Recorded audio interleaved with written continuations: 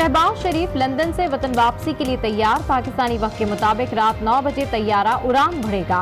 Opposition leader PIA की परवाज से वतन वापस आ रहे हैं। अपनी बीमारी से नहीं, महंगाई पर अवाम के लिए परेशान हूं। नवाज शरीफ की मरियम नवाज से गुफ्तगू। अवाम दुश्मन पॉलिसीज के खिलाफ हर फोरम पर आवाज उठाई जाए। साहबजादी को हिदायत। दामाद सफदर और जाती मौलिज डॉक्टर अदनान ने भी मुलाकात की। मरियम जब भी मियां साहब से मिली उनकी तबीयत ज्यादा खराब हुई। फवाद चौधरी का ट्वीट। लिखते हैं, आसान हल ये है तीनों बच्चे अब्बू के पैसे वापस करें, अब्बू वो पैसे अवाम को वापस करें, बाकी जिंदगी हंसी खुशी गुजारें। बलूचिस्तान पर एक और आफत टूट पड़ी। खारान और वाशिक पर टिड्डी दल ने हमला कर दिया। टिड्डियों का लश्कर प्याज, कपास, गंदम, तरबूज, खरबूजे की फसलें चट कर गया। करोड़ों रुपए का नुकसान। हुकूमत कोई इकदाम नहीं कर रही, जमींदारों की दुहाई। रवा माली साल पाकिस्तान कोई मुआशी हदफ हासिल ना कर सका। मुआशी तरक्की की शरह 6.2 के बजाय 3.3% रही। आज न्यूज ने इक्तिसादी सर्वे 2018-19 के मंदरजात हासिल कर लिए। ज़राई शोबे की पैदावार 3.8% के बजाय 0.8% रही।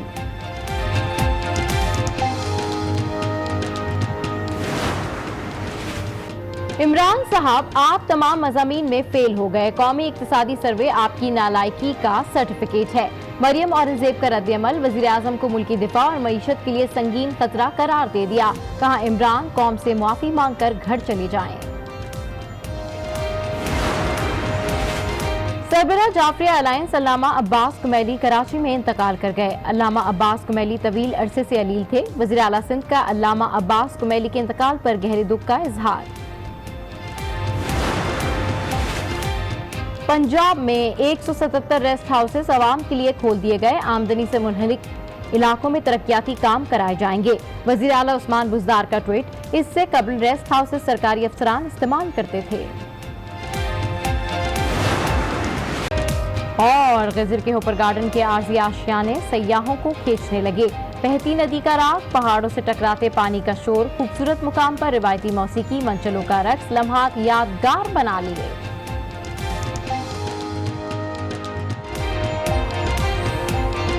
प्रोग्राम्स में हम जायजा लेंगे सेक्टोरल परफॉर्मेंसेस का, और जिसमें हमने देखा कि एग्रीकल्चर के कुछ नंबर सामने आए हैं, साथ ही साथ इंडस्ट्रियल सेक्टर के नंबर भी सामने आए। वैसे तो इकोनॉमिक सर्वे अनाउंस होना है मंडे के दिन 11 तारीख को, और उससे पहले आज न्यूज़ और बिजनेस रिकॉर्डर के पास इकोनॉमिक सर्वे रिपोर्ट जो है वो आ चुकी है, उसके मंदरजात जो हैं वो आ चुके हैं। तो बेहतर यही था कि फिर उसी परफॉर्मेंस के हवाले से हम इन सेक्टर्स को डिस्कस करें।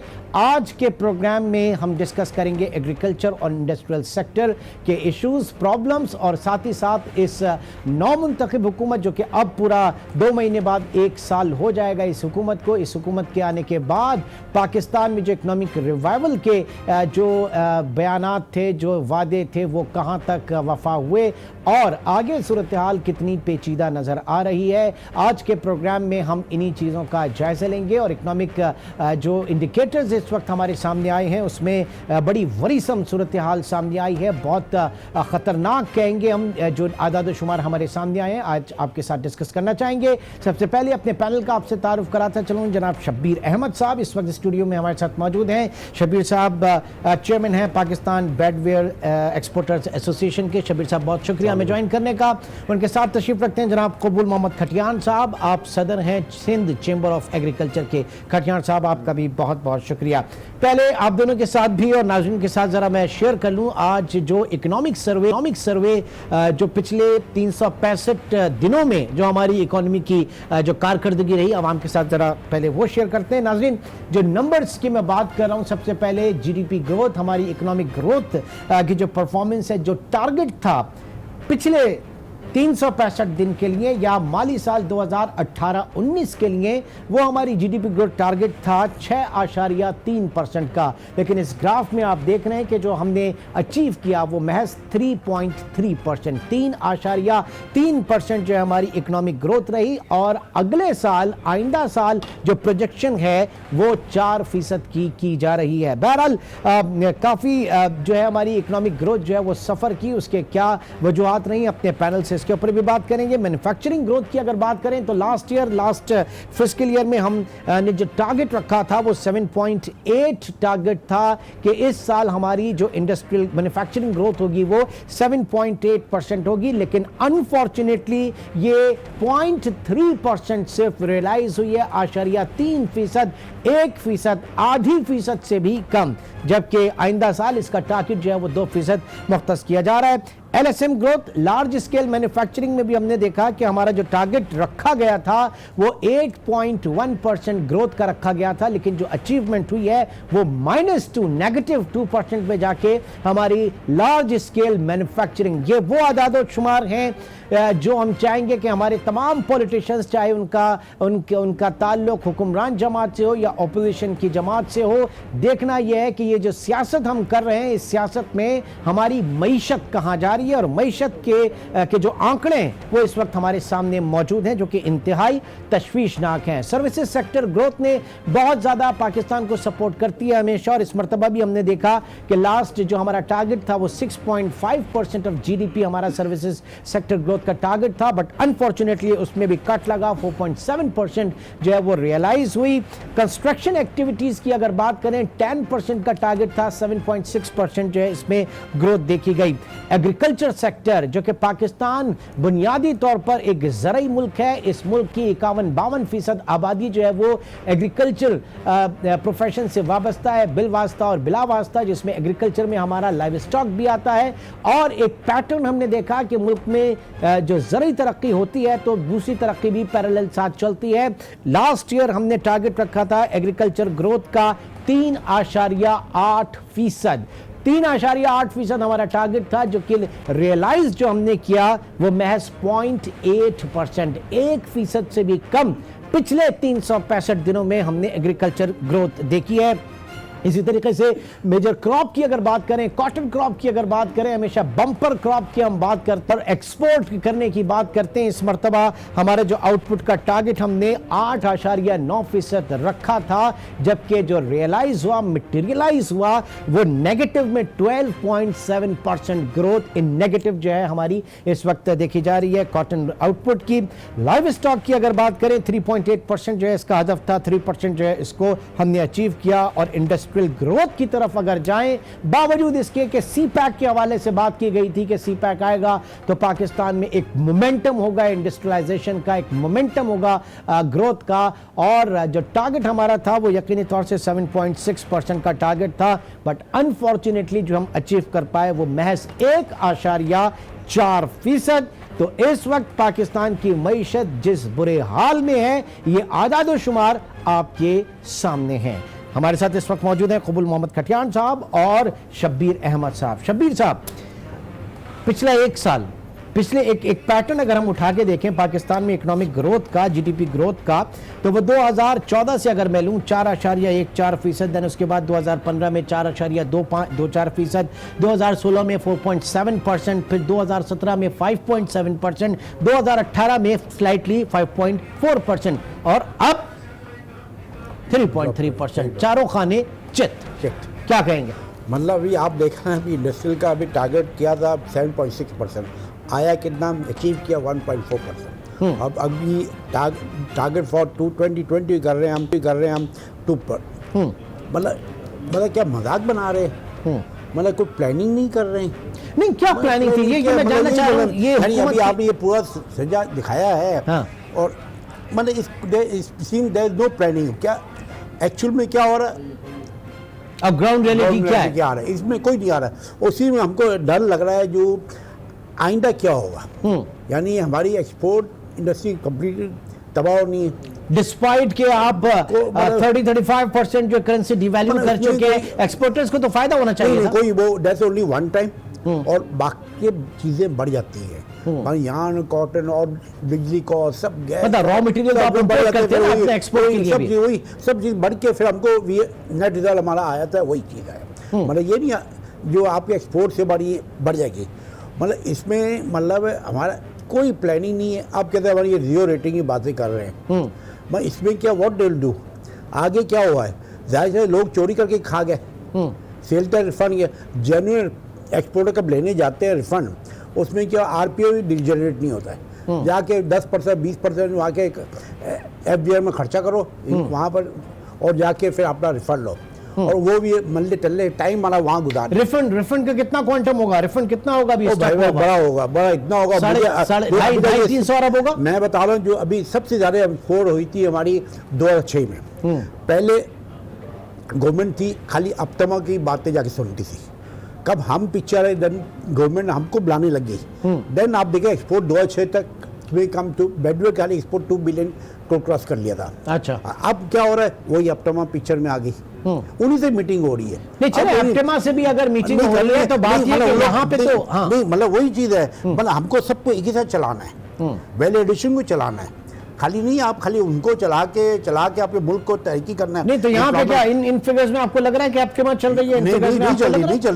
नहीं चलेगी। तो कबाड़ा तो उधर भी हुआ ना फिर सार के, मगर कबारा हो रहा है और कबारा ना करें आप। मतलब we are a person employment देंगे विद लेस कैपिटल इन्वेस्टमेंट के लिए, but we can generate more. अच्छा, अब ये बताइए, असद उमर जब थे तो जाते जाते बात हो रही थी आपके जो रिफंड्स थे 250-300 अरब के, उनको अदा करने की बात हो रही थी, प्रोमिसरी नोट्स के हवाले से बात हो रही थी, आप उसको एक्सचेंज कर सकेंगे, ये सारी चीजें क्या हुआ वो सब? बॉन्ड्स का आया है, अब हमें मैंने सीएसडी वहाँ से लेना है, वो पढ़ने साल 2 साल तक चलेगा, बाद में कभी बैंक का लेने जाएंगे एक्चुअल आएगी, whether government of Pakistan can pay the money, pay नहीं करेंगे, ये फ्लॉप जाएगा। मैं बता रहा हूँ, मैं मतलब रिडेम्पशन आप समझ रहे हैं कि उस वक्त लास्ट गवर्नमेंट ने कब अपनी लेके आई थी स्ट्रेटजी बनाई थी एक्सपोर्ट पर, आई रोट एन आर्टिकल वही बिजनेस रिकॉर्डर में, जो ये चीज़ गलत हो रहा है और ये चीज़ नहीं फेल जाएगा, देख लिया।